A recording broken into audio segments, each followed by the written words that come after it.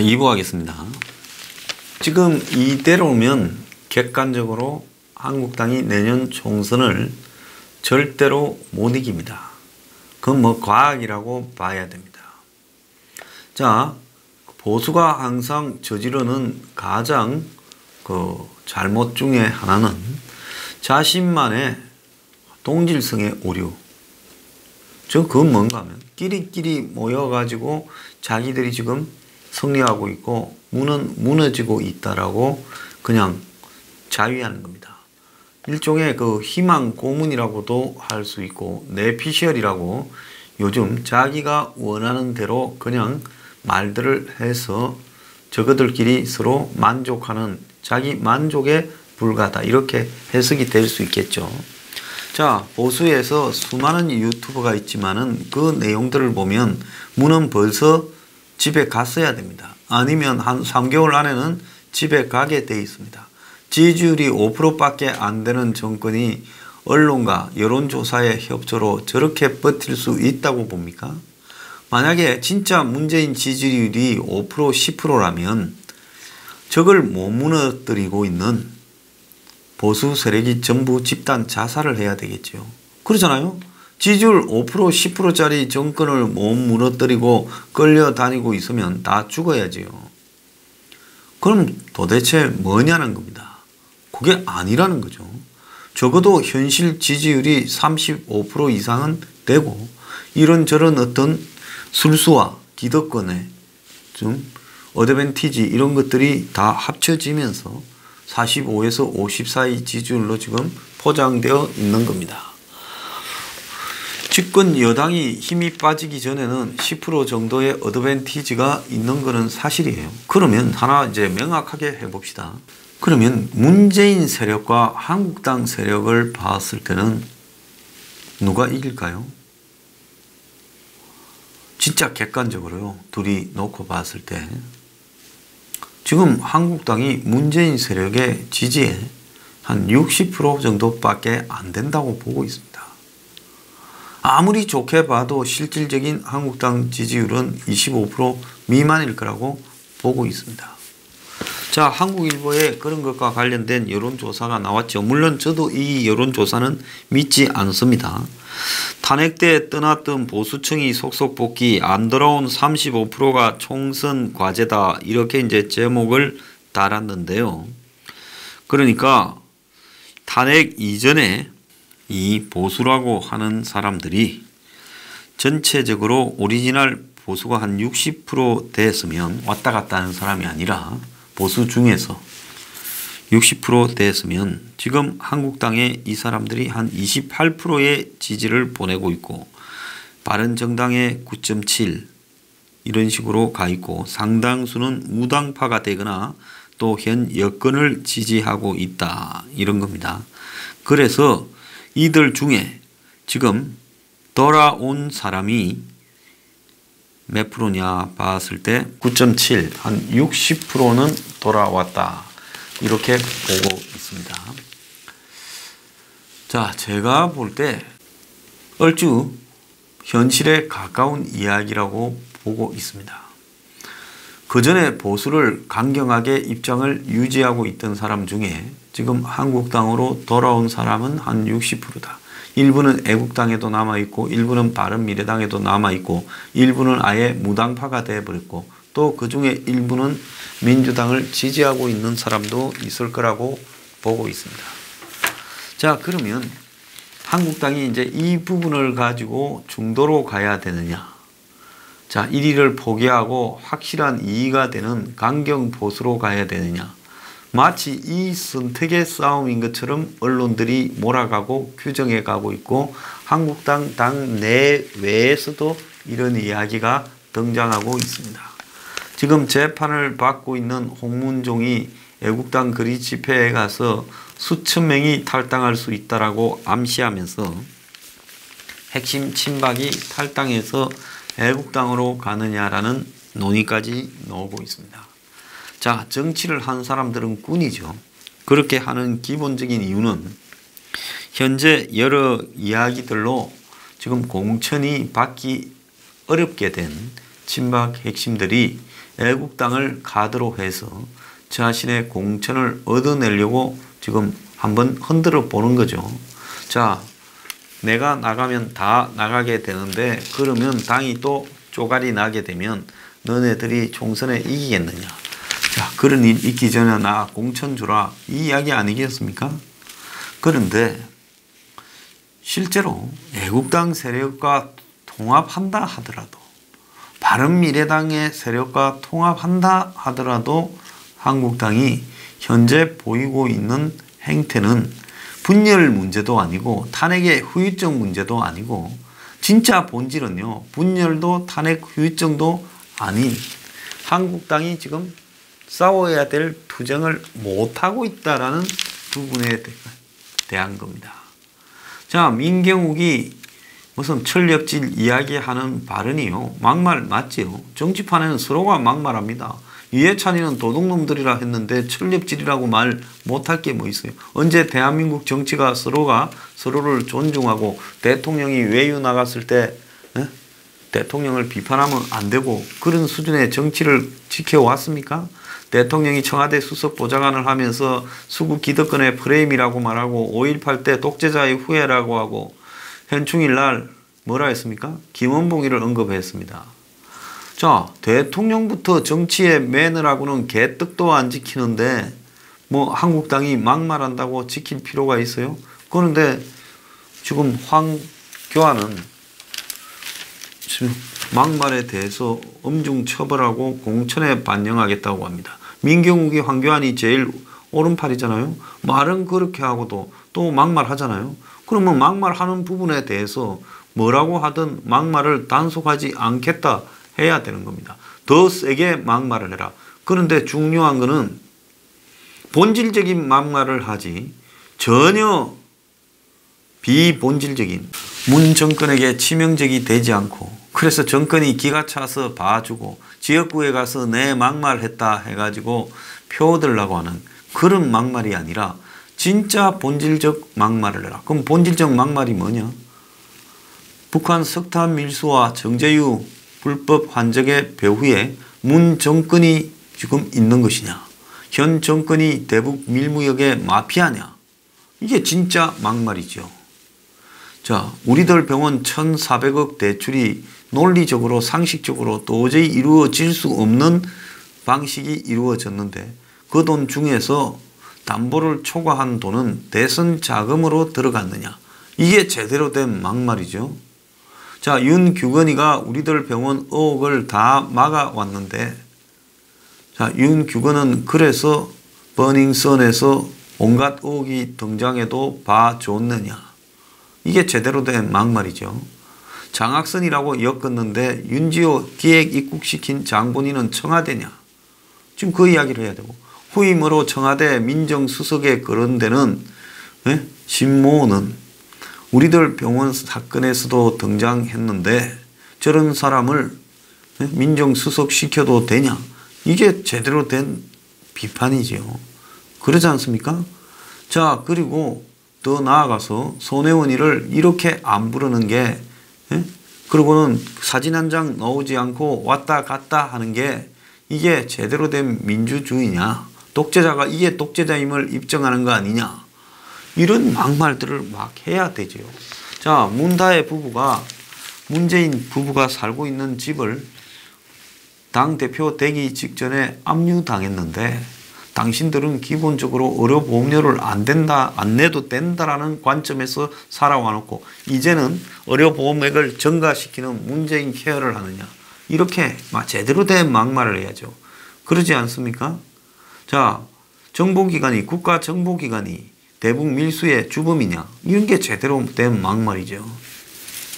자, 그런데 지금 한국당이 하고 있는 막말 소동은 그야말로 비아냥거리는 수준에 불과하거나 하나마나한 막말에 불과한 수준입니다.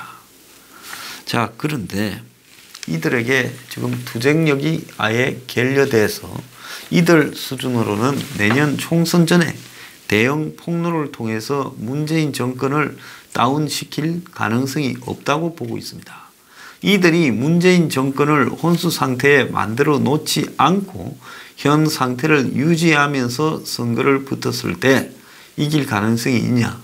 없다고 봅니다.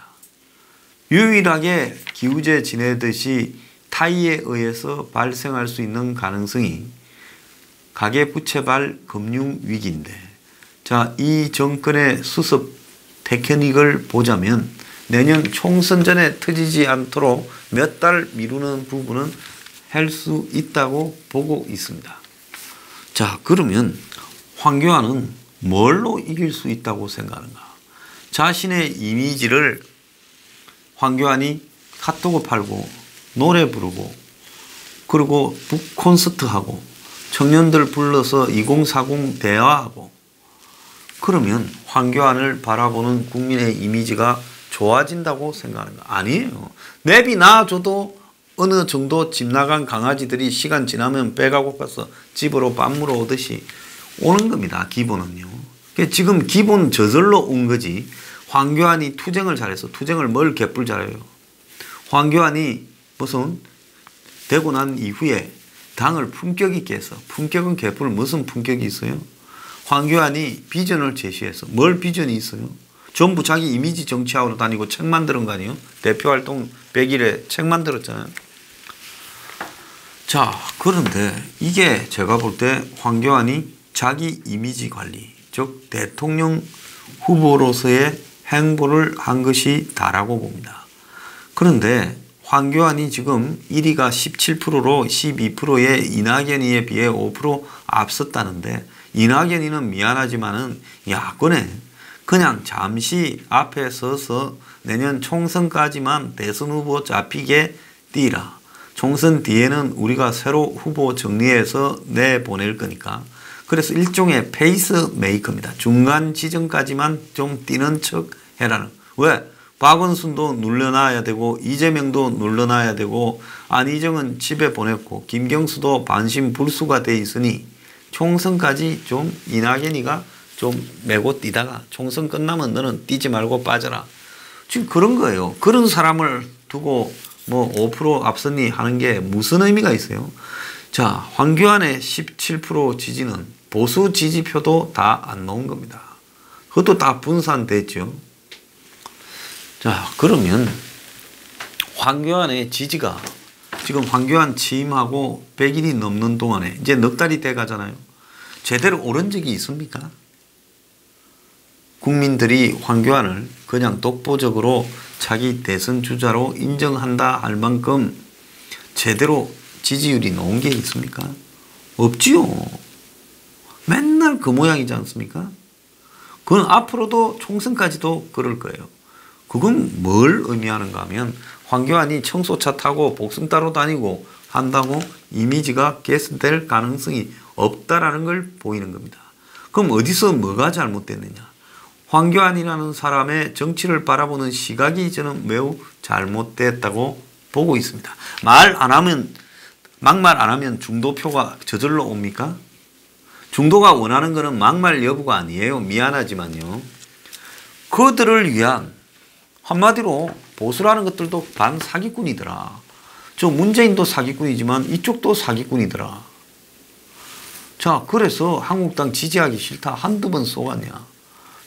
맨날 있는 놈 편들고 대기업 편들고 그리고 무슨 자유시장 경제 소리 하는데 너네들이 우리는 보수를 하고 싶지만은 현재 보수 수구 기득권이 나는 좀 싫다.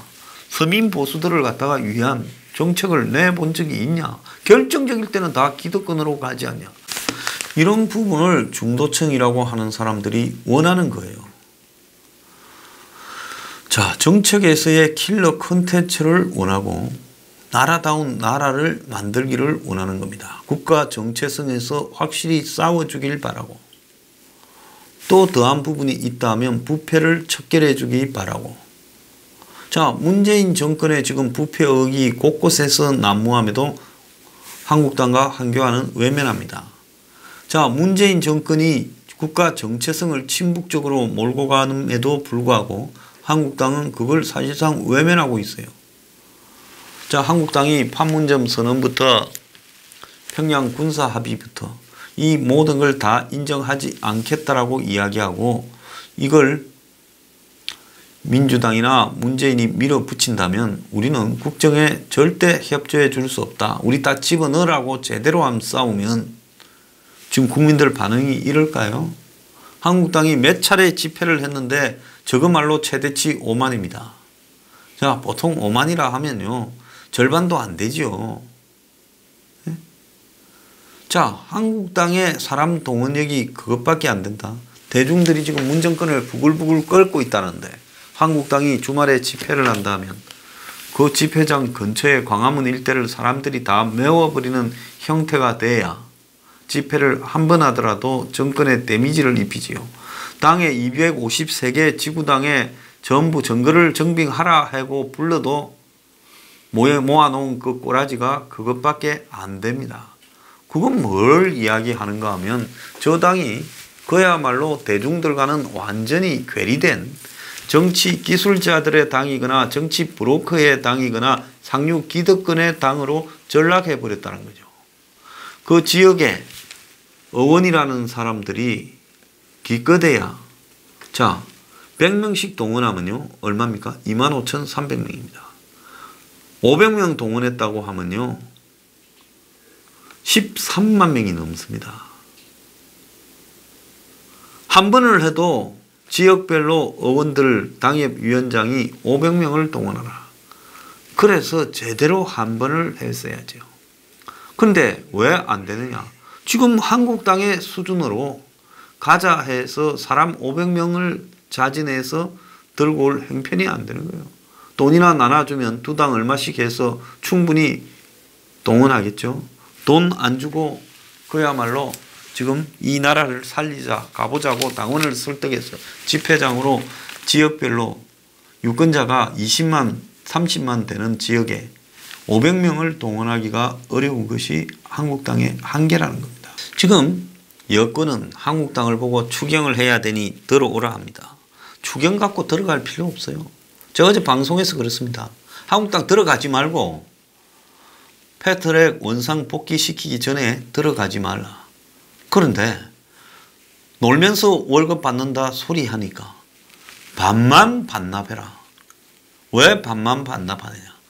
나오게 된 책임 중에 도발을 문 정권이 먼저 패스트트랙을 통과시켜서 도발을 했으니까 우리가 공연히 시비 걸어서 나왔으면 전부 반납해야 되지만 문 정권이 시비 걸어서 우리를 밖으로 쫓아내지 않았느냐. 그러니까 우리는 반은 내놓겠다 하고 500은 내놓고 500하고 수당으로 살면 그것도 살만합니다. 그것도 월급 갖고 사는 수준을 다 넘어서 있잖아요. 대다수는요. 자, 그러고 너것도 반납해라 민주당. 야 임마 피해자가 반납하는데 가해자 너네도 반납해라. 황이 딱 기자회견에서 그렇게 해보세요. 국민들이 박수 칠 겁니다. 1월 2월 달 내내 그것도 뭡니까? 선관위 상임위원 조혜중과 문제 때문에 밤 늦게 먹기 운동하고 밖에 나갔잖아요. 그때 제가 절대로 아무것도 얻지 않고 들어가면 안 된다고 얼마나 목이 빠지게 이야기했어요. 특히 미북 회담을 하는 날 2월 27일 날 한국당 대표를 뽑게 된 부분은 이거 버릇을 고쳐야 되니까 한국당이 전당대회 날짜를 한 열흘쯤 연기하고 투쟁하라 했잖아요. 자, 그래도 안 했잖아요. 그날 기어코 밀어붙여서 대표 됐지 않습니까? 그러고는 3월 초에 곧바로 뛰어 들어갔잖아요. 아무것도 얻지 않고요. 자, 이렇게 한 황교안의 행동이 문재인에게 어떻게 비춰졌겠습니까? 아, 저거는 두들기면 두들겨진다. 자, 그뿐입니까? 패스트트랙을 가지고 싸움을 하는데 장인 상인이 뭐니 하면서 황교안은 몸싸움 한 번도 안 했습니다. 지는 마치 귀족이고 다른 한국당 의원들이나 노비 신분인 양 몸싸움을 잠깐 하게 했습니다. 그러고는 또 더 나아가서 자기가 당선된 직후에 있었던 4.3 재보선에서 창원에서 자기가 가서 방어도 놓고 살았으면서 어떻게 했습니까? 지가 출마 안 했습니다. 그러다 보니 500 몇십 표 차로 졌지 않습니까? 자기가 출마했으면 대구도 남지 않았겠습니까? 그래서 황교안이 지금 대표가 된 이후에 하는 행동 전부가 문재인이 바라봤을 때는 이거 영 아니다. 저건 배짱도 없다 싶으니까 왕 밟아버린 거 아닙니까? 그러던 거 아닙니까? 처음에 패스트 이야기 나왔을 때 처음부터 황교안이 머리 싸매고 싸우고 장인 상이 나서면 잠깐 갔다 오고는 내 상에 이번에 집중 못한다 양해해달라 하고 국회에서 들어 누웠어야지요. 대표가요. 대표가 대표적으로 고발당했어야지요. 문재인과 황교안은 잘 아는 사이입니다. 어떻게 잘 아는 사이냐고요? 문재인이 청와대에서 민정수석을 할 때 엑스파일 사건이 터졌습니다. 삼성 엑스파일 사건이요. 잘 알잖아요. 삼성이 곳곳에 이렇게 주는 거 관련 녹음이죠. 자, 그럴 때 이 사건 수사를 청와대가 고민해서 맡긴 사람이 황교안입니다. 서울중앙지검 2차장을 하고 있었죠. 자, 문 정권은 친삼성입니까? 반삼성입니까? 뭐 그건 동네 개도하는 이야기니까 친삼성 정권이었죠. 그럼 친삼성 정권에서 엑스파일 사건이 어떻게 수사되겠습니까? 철저히 밝혀서 이건희나 홍석현을 처벌하겠습니까? 이 사건은 오랫동안 이건희가 지시하고 홍석현, 이학수 등이 배달해서 여기저기 좀 뿌린 사건 아닙니까? 핵심은 그렇잖아요. 근데 친삼성 노무현 정권에서 이건희나 홍석현을 보낼 일이 있었겠습니까? 그러면 수사의 방향이 어떻게 나왔겠어요? 잘 조용히 시끄럽지 않게 덮고 이걸 갖고 처벌해야 된다고 떠드는 놈들을 제대로 정리해라. 그래서 어떻게 됐어요? 이건희는 출두도 안 하고 홍석현도 무슨 서면조사증 받았는지 한번 갔다 왔는지 모르겠습니다. 그리고 끝나버렸어요. 대신 누가 어떻게 됐습니까? 이 사건의 명단을 인터넷에 올린 노회찬이 의원직 박탈당했고 또 이상호 기자가 고생 좀 했지요. 자, 그들도 보면 좌파 정권이 친삼성일 거다라는 부분에 대해 너무 과소평가한 대가를 치렀습니다. 자, 그때 이 사건을 잘 무마한 사람이 황교안입니다. 그러면 청와대 민정수석과 당시 정권의 제일 머리 아픈 삼성 엑스파일 사건 이 관계를 놓고 그 수사 책임자인 황교안과 문재인 간에는 서로가 어떻게 바라보는 사이였겠어요? 뻔하지 않습니까? 그래서 황교안은 문재인을 아마 민정수석실에서 이 사건을 맡으라고 뭐 보통 정치의 기본적인 패턴을 보면 지시를 합니다. 그러면 황교안은 문재인에게 너무 잘 알려져 있고 어떤 사람인지 이해가 되어 있다는 겁니다. 최근에 문재인이 계속 오바를 하잖아요. 5.18 기념식, 수석보좌관 회의, 현충일 기념식 건수가 생길 때마다 다 오바를 하고 있어요. 그 오바는 왜 하겠습니까? 상대를 바라보고 하는 거죠. 황교안을 문재인은 너무 잘한다 생각하니까 내가 저거는 실컷 밀어붙여서 떡을 만들어도 저 사람이 나한테 달라들지 못한다. 그건 뻔하다. 권력관계의 한계를 너무 잘 아는 사람이다. 만약에 현충일 발언이 저쯤 나왔으면 황교안은 백선엽 장군을 만날 게 아니라 문재인 탄핵을 발의하겠다고 하고 국가 지도자로서 인정할 수 없다라는 선언을 하고 단식 투쟁에 들어가야 되지요. 그래서 전 국민이 걸기하라고 해야 되는 겁니다. 그런데 하는 거 한번 보세요. 또 며칠 지나면 허지부지입니다. 그래서 저 사람은 진정으로 분노가 있는가? 저 사람은 진정으로 다수 서민을 위한 열정을 마음속에 가지고 있는가? 저 사람은 투쟁이라는 걸 살아오면서 경험이라도 해봤는가? 고등학교 때 학도호국단 단장을 했다면 솔직히 우리가 학교 다닐 때 찌질이라고 부릅니다. 안 하지요. 왜? 그때 고등학생이었지만은 학도호국단 같은 거를 하는 거는 좀 떳떳하지 못하다라고 생각한 사람이 많았습니다. 고등학교 때 학도호국단 단장을 했어요. 자, 그럼 그 뭐 더 이상 별로 열갈 필요가 없는 항상 시대와 상황에 순응해서 살아오는 체질이 몸에 배인 사람이다. 자, 그런 사람이 지금 이 시대의 야당 대표를 하고 있습니다. 자, 앞으로 뭔가 더 터지겠지만은 지금 한국당의 황교안의 실력으로 저런 행태로 그걸 갖다가 건수화해서 터뜨릴 수 있겠습니까? 뭐가 나와도 지나가고 마는 거예요. 썩 지나가고 해전 초밥입니다. 썩 지나가고. 결국은 이렇게 하면서 지금 여권이 지금 야권을 조롱하면서 지금 시간을 끌어서 모든 사안을 다 무력화시키고 결국은 총선 때 적절한 수준으로 이기려고 하겠죠. 한국당은 다른 거 할 게 없습니다. 황교안과 의원들이 매일 시간을 정해가지고 좀 무당을 한 명 부르고 유명한 역술인을 불러서요 구슬하는 겁니다. 빨리 금융위기 좀 와라고 굿하는 것 외에 다른 방법은 저는 백약이 무효라고 보고 있습니다. 인디안이 기도를 하면 비가 내린다지 않습니까? 기우제를 지내면요. 왜 그러냐?